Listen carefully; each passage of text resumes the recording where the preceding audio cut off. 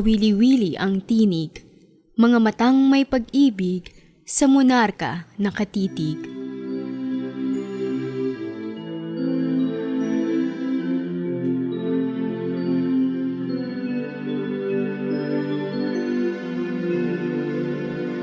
Ang iyong bunsong anak, nagtiis ng madlang hirap, kamatayan ay hinamak, sa utos mo ay tumupad.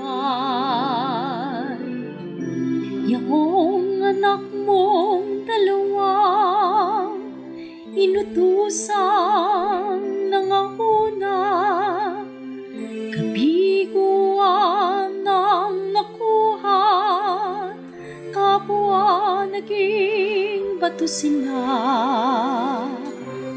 Sila nga'y binusan lamang ng tubig na merong lalang, nang mabasay ng buhay at sa bato'y nagsilitaw.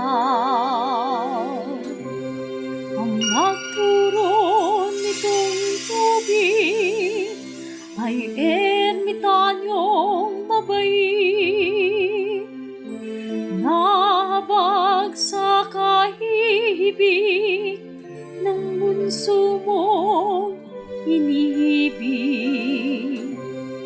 Hari o kung alamin, si Don Juan nagtistig, palad niya ay hiwain, ng gabing ako'y hulihin.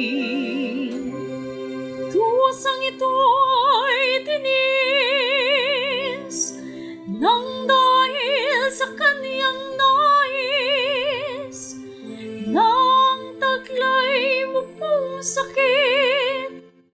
Walang cooling crystals? Para fresh, switch to Colgate Fresh Confidence! Ay huwag pang pakalawin,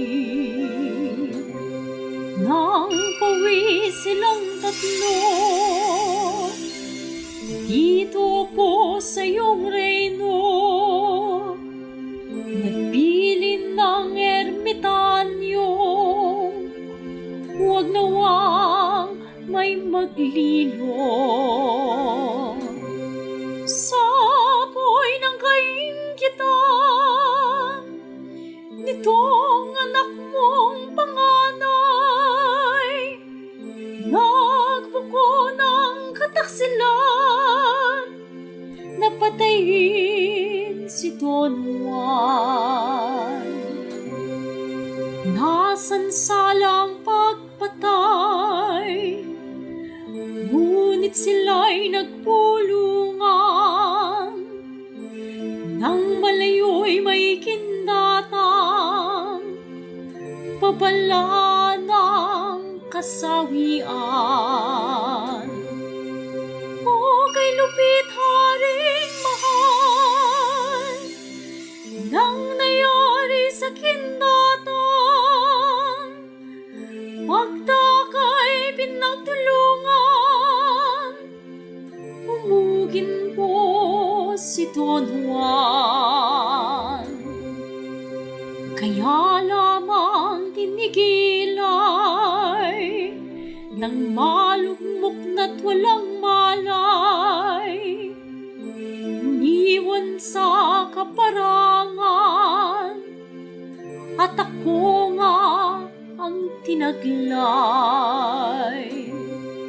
Sa habag ng buong Diyos, sa prinsipe ay tumulong, ang isang ugot-ugot na matandang manggagamot.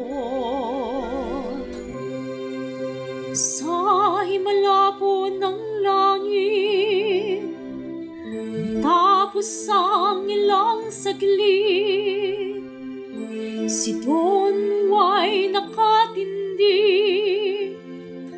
malakas na't walang sakit.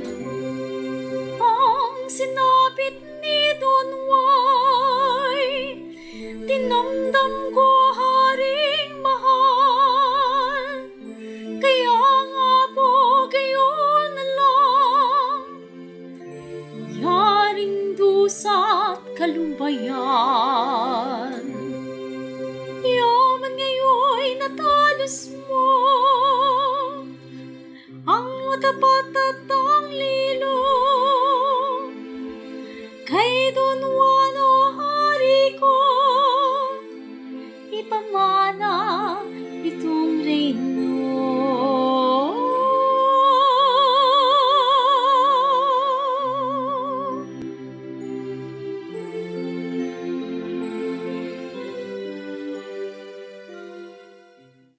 Nang matapos na ang awit, Hari tila na naginip. Nagbalikwas na sa banig, parang hindi nagkasakit. Pinulong karakaraka, lahat ng kagawad niya. Inilagda ang parusang ipatapon ang dalawa. Hindi ko po mababatang sa aking malayo sila. Kaya po ibigay mo na ang patawad sa kanila.